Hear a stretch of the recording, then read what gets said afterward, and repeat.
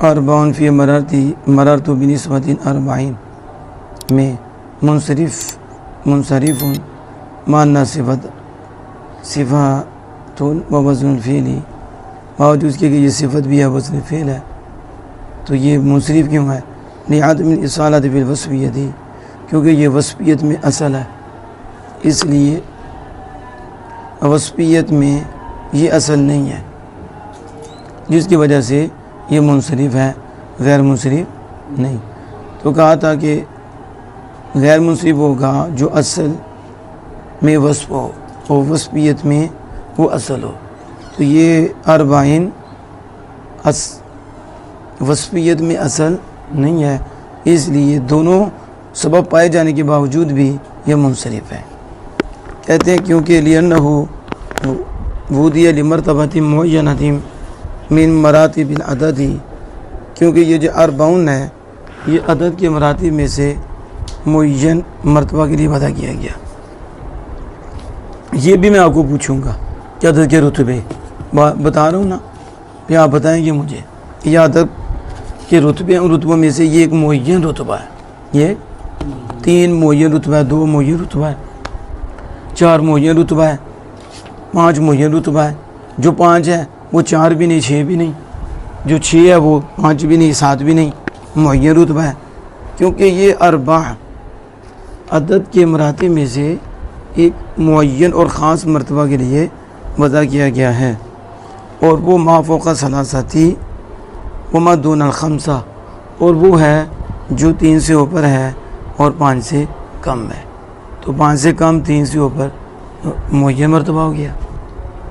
6 ہو تو 5 سے 7 سے کم ہے اور 5 سے اوپر ہے، 6 کا عدد معین یہ عدد کے لیے وضع کیا گیا۔ فلا وصفیت فی الوضع، تو پھر وضع میں وصفیت نہیں ہے، یہ اربعون کو واضح نے وصفیت کے لیے وضع نہیں کیا بلکہ عدد معین کے لیے وضع کیا ہے۔ لیکنہ لما جرى علی النسبہ، لیکن جب یہ نسبہ پہ جاری ہوا تو سارا اسم نسبتین موصوفا بصفت اربعیتی، تو اس میں نسبہ کا اسم یہ اربعیت کی صفت کے ساتھ موصوف ہو گیا۔ کیا ہو گیا؟ جب یہ نسبہ پہ جاری ہوا تو نسبہ موصوف تھا، تو لہذا یہ اربعیت ان کی صفت سے موصوف ہو گیا، تو پتہ چلا کہ یہ تو عارضی ہوا، حقیقت میں تو عدد تھا مرتبہ کے لیے، لیکن یہاں نسبتون کی وجہ سے یہ صفت واقع ہوا، وزن فعل بھی ہے اور صفت بھی ہے لیکن عارضی ہے، اس لیے منع صرف میں اس کے سبب ہونے میں اس کا اعتبار نہیں کیا جائے گا، اس کا عارضی وصف کا منع صرف کے سبب ہونے میں اعتبار نہیں کیا جائے گا۔ کیوں؟ کہتے کیونکہ لأن الوصف للاربعین حاصل و ناشا فی ضمن عدد ترکیب، کیونکہ یہ جو اربع ہے، اربع کے لیے وصف حاصل ہوا ہے اور وصف پیدا ہوا کہ نہیں، اربعیتن، یہ اس ترکیب کے ضمن میں پیدا ہوا ہے۔ اب ترکیب سے باہر نکال دیں اربعون، تو بس 4 کیا ہو جائے گا؟ اب کہاں ہے یہ وصف؟ تو یہ ترتیب کے ضمن میں اربعون کے لیے وصف حاصل ہوا اور وصف پیدا ہوا، تو پتہ چلا یہ عارضی ہوا۔ اگر ترتیب سے انہیں قطع کر دیا جائے، ترتیب ختم کر دی جائے، تو یعود الی المعنی الوضعی، تو یہ معنی وضع کی طرف لوٹ جائے گا۔ کس کی طرف؟ ابھی اربعون کو باہر نکالو تو کیا ہوگا؟ 4 کے لیے عدد وضع کیا گیا، تو آپ نے اصل معنی کی طرف لوٹ جائے گا، تو پتہ چلا وصف عارضی ہے، وصف وہ عارضی کا منع صرف کے سبب ہونے میں اعتبار نہیں کیا جاتا۔ سمجھ آ گئی؟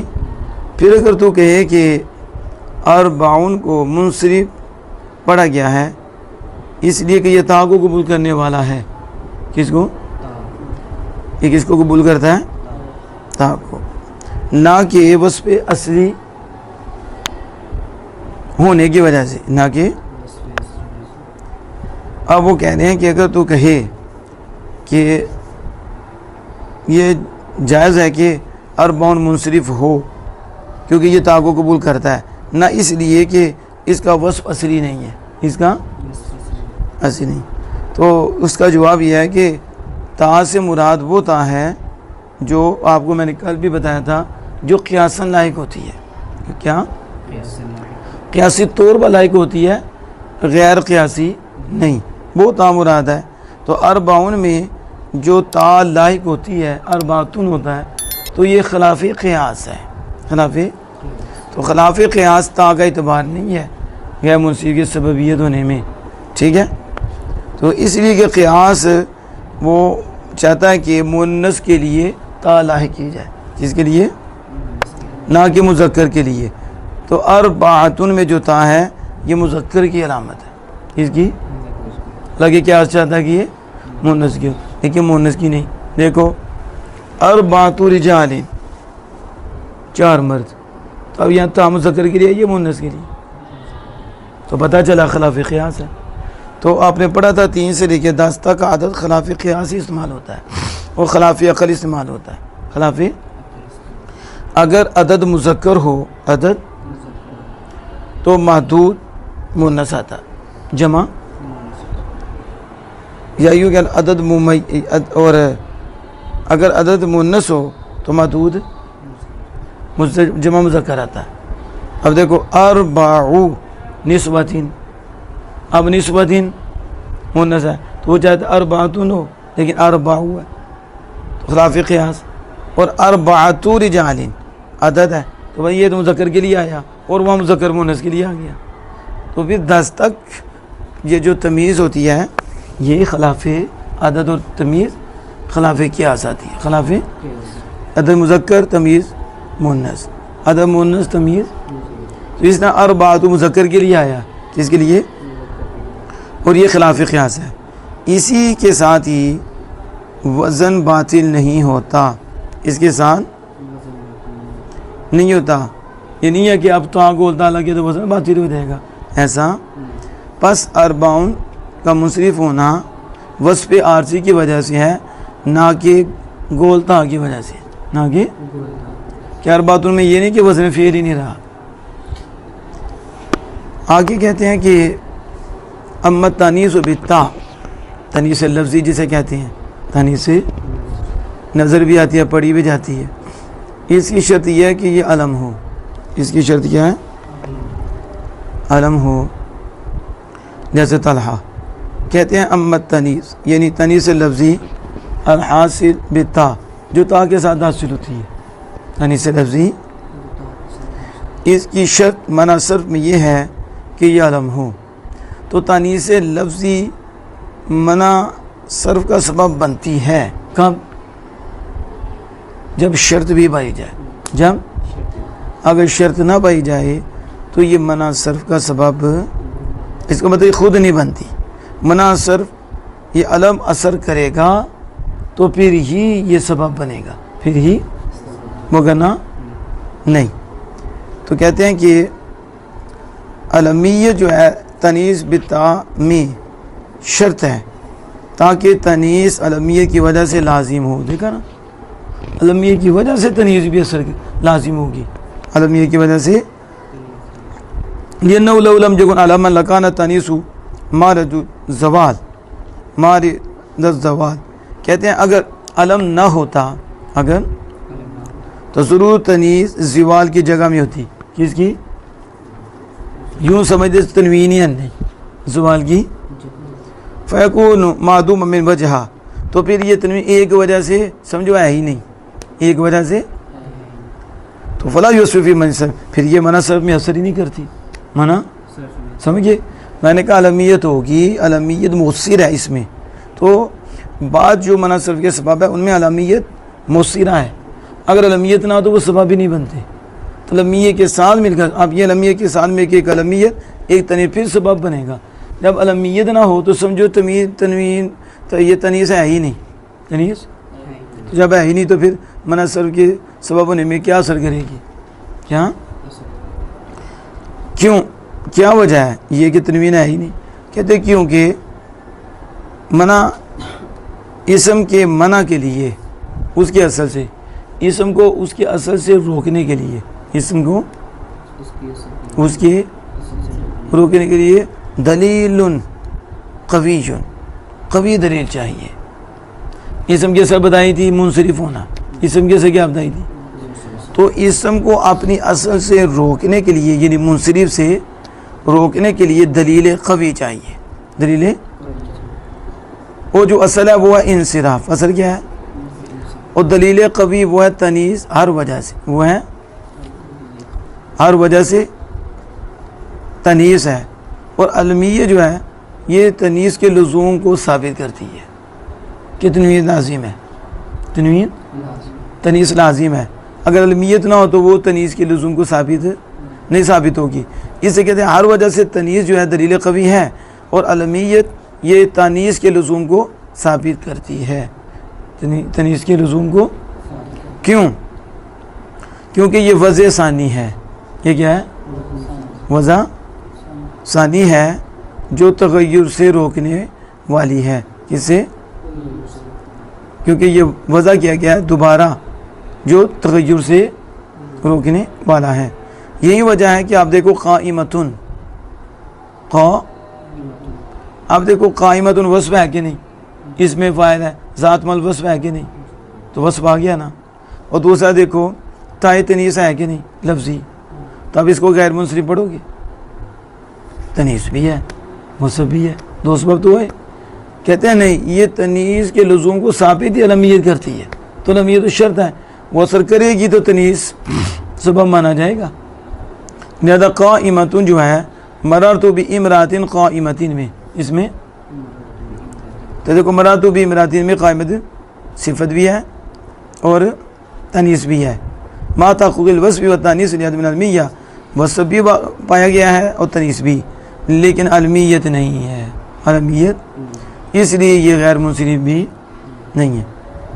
اور شارح نے مصنف نے تا کے ساتھ قید لگائی، تانیث بالتا، یہ قید لگا کر علی ممدودہ، تانیث جو علی ممدودہ کے ساتھ ہے، علی مقصورہ کے ساتھ ہے، اس سے بچ گیا، کیونکہ تانیث میں ان دونوں کے ساتھ شرط المیت، المیت تانیث میں ان دونوں کے ساتھ شرط نہیں لگائی جاتی، وہ مشروط نہیں ہے، یعنی الف مقصورہ علی ممدودہ کے ساتھ المیت شرط کہ اس میں بھی المیت ہوگی تو یہ غیر منصرف کا سبب بنے گی، اس میں شرط نہیں۔ اس لیے انہوں نے کہا کہ تنیث بالتا کہ الف مقصورہ اور الف ممدودہ کے ساتھ جو تنیث ہے اس سے بچ گیا، یعنی حمراء اور حبلہ ان دونوں سے بچ گیا، کیونکہ تنیث الف اور کے ساتھ یہ المیہ کے بغیر ہی لازم ہوتی ہے، پڑھا نا ہم نے کہ الف قائم قام دو سببوں کی، اور لزوم الف اس کو لازم ہے، الف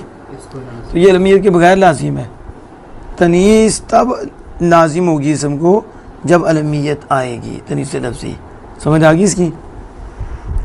آگے کہتے ہیں وَقَدَلِّكَ الْمَانَوِيُّ، یوں مانوی، یعنی مانوی بھی جو ہے نا اس کی بھی شرط یہ کیا ہے؟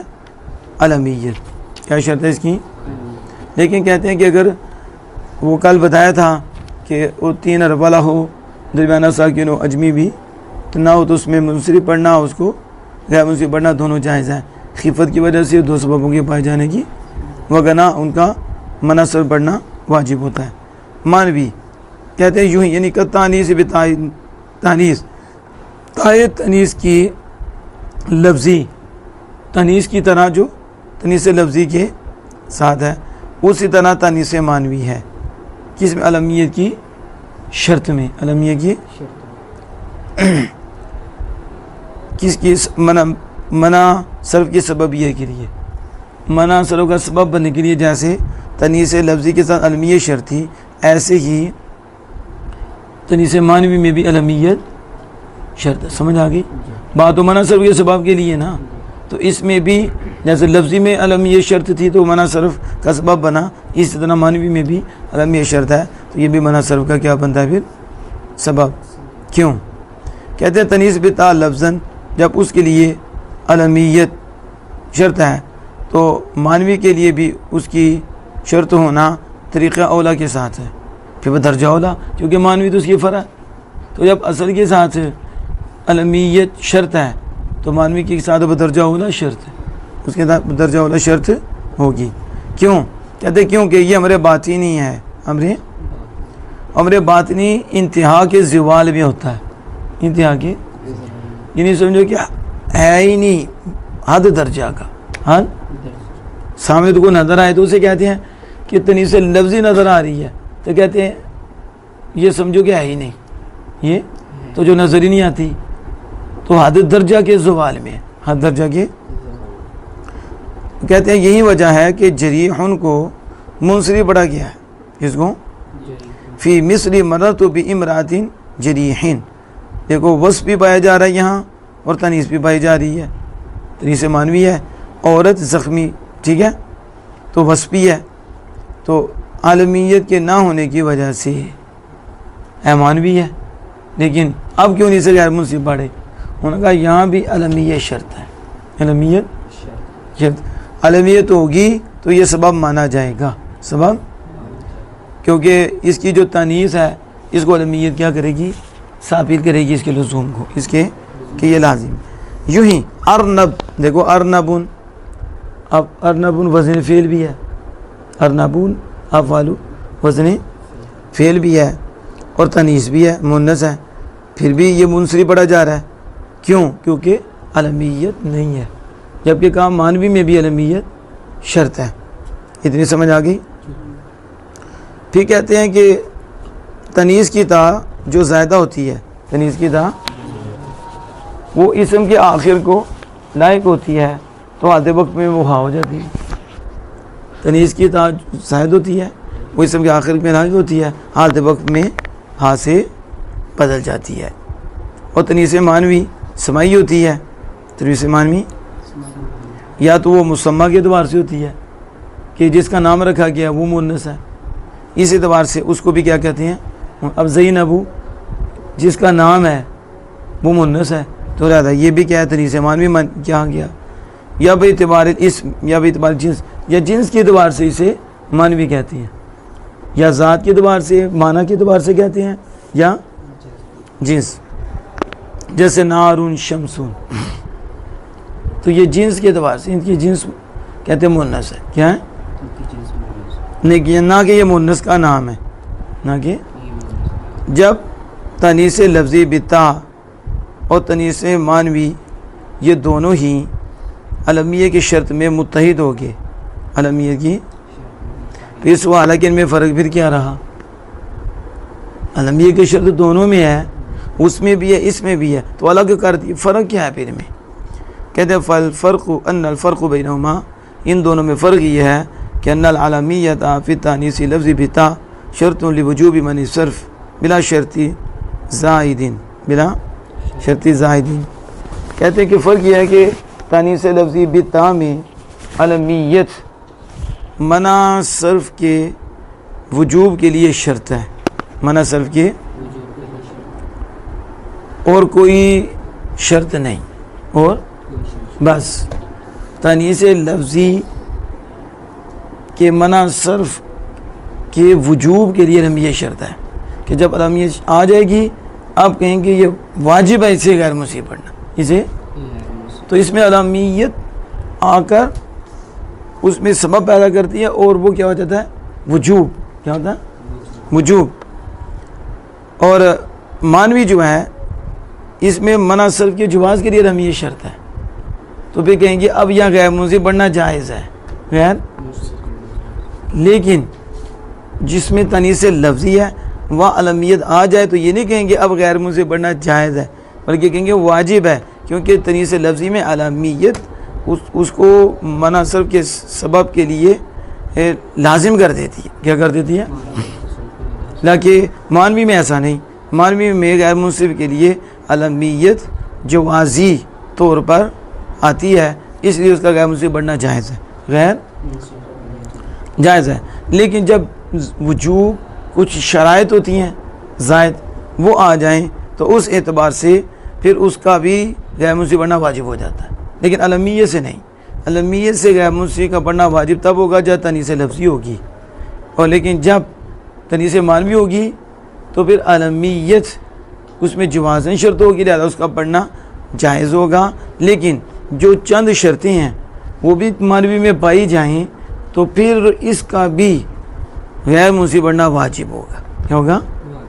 جیسے آپ نے دیکھا کہ اس میں کہا کہ 3 حرف ہوں، ثلاثی ہو، کیا ہوں؟ ہاں، یعنی ثلاثی ہو، درمیان والا ساکن ہو، اور عجمی نہ عربی ہو، تو منصرف اور غیر منصرف پڑھنا دونوں طرح جائز ہے۔ منصرف اور غیر منصرف پڑھنا، تو دیکھو مجھے بتا ہندن علم نہیں ہے، تو اگر اس میں علمیت وجوب کے طور پہ آتی ہے تو اس کا غیر منصرف پڑھنا کیا تھا؟ یعنی اب تنیس مانوی میں علمیت شرط ہے جواز کے طور پر، اگر وجوب کے طور پہ واجب نہ ہو جاتی، لیکن کہتے ہیں نہیں ہندن علم ہے، لیکن 3 حرف یہ زائد شرط ہے جو تنیس بتا میں نہیں ہے، ادھر وجوبی ہے، ٹھیک ہے، ادھر جواز ہے۔ اب یہ شرطیں دیکھیں، 3 حرف ہوں، درمیان والا ساکن ہو، عربی ہو، تو پھر اب اس میں جو ہے نا جائز ہے منصرف و غیر منصرف پڑھنا۔ علمیت آئی تو جائز ہے، پڑھ لو، ہندو پڑھ لو، ٹھیک ہے، کہندہ پڑھ لو، تو کہتے ہیں منصرف پڑھنا بھی جائز ہے ہندون۔ کیوں؟ اب 3 حرف ہونا اور درمیان والا متحرک ہونا تو اس میں ثقل آتا ہے۔ کیا تھا؟ بولو کیا تھا؟ ثقل۔ تو غیر منصرف کیوں پڑھتے ہیں؟ آگے بھی تنوین نہیں آتی، آگے پھر اور ثقل ہو جائے گا، اور لیکن جب درمیان والا ساکن ہو جائے تو خفت نہیں آ گئی، تو یہ غیر منصرف کی پڑھنے کی وجہ سے خفت، تو وہ پہلے ہی خفت ہے تو زیادہ منصرف پڑھنا بھی جاتا ہے۔ ہندون وہ تو پہلے موجود ہے، تو غیر منصرف کیوں پڑھا؟ 2 سبب پائی جا رہی ہے، علمیت بھی پائی جا رہی ہے اور تنیس مانوی بھی پائی جا رہی ہے، لہذا علمیت بطور جواز یہاں اثر کر رہی ہے، بطور۔ اب دیکھو آگے کہ کہتے ہیں کہ مراد بثلاثی، جو کہا نا ثلاثی 3 حرف والا، ثلاثی سے مراد حقیقی ہے، اضافی نہیں۔ ثلاثی کون سی ہو؟ اضافی کیا ہوتا ہے؟ یعنی رباعی کی طرف نسبت کر دیں گے، کس کی طرف نسبت کریں گے؟ تاکہ اس میں ثلاثی مضیفی داخل نہ ہو، تاکہ پھر اگر تو کہے اگر لفظ ثلاثی ثلاثتن کی طرف منصوب ہے، لفظ بفتح السائی، کس کے ساتھ؟ اور فضم السائی، اور ساکے یعنی ثلاثو 3 فی لفظ ثلاثی، لفظ ثلاثی میں، تو کہتے ہیں کہ ثلاثتن بفتح سا، تو یہ منصوب ہے کس کی طرف؟ ثلاثتن فتح سا کے ساتھ، اور سا کا ضمہ لفظ ثلاثی میں خطا، یہ خطا ہے۔ کیا ہے؟ کہتے دیکھو ثلاثتن سے ہے ثلاثی، تو ثلاثتن اصل ہے، اس کی طرف منصوب ہے نا، تو جب ثلاثتن میں سا پہ فتح ہے تو ثلاثی میں تو پیش ہے، تو جس کی طرف یہ منصوب ہے وہ ہے سا مطلب سا، اور یہ ہے سا پہ سو، تو اس کا مطلب ثلاثی لفظ غلط ہے۔ یہ کیا ہے؟ کیوں؟ کیونکہ منصوب واجب ہے کہ وہ منصوب الیہ کے موافق ہو حرکات میں، منصوب واجب ہے کہ ہو موافق منصوب الیہ کے حرکات میں۔